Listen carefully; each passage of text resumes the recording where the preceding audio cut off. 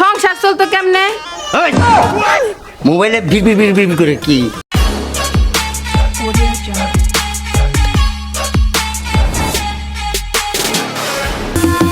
বাদাম একটা জামাই পেয়েছি, কাম করে না, কাজ করে না, খালি আমারে কয় বলে টিকটক করি। আরে বেটা, টিকটক যদি না করতাম সংসার চলতো কেমনে? মোবাইলে বিড় করে কি কি কইতেছে? এই বিড় করতাম না তো কি করতাম? হ্যাঁ কি করতাম? একটা কাম কাজ করে না, একটা টাকা পয়সা না কিছু না, বিড় করতাম।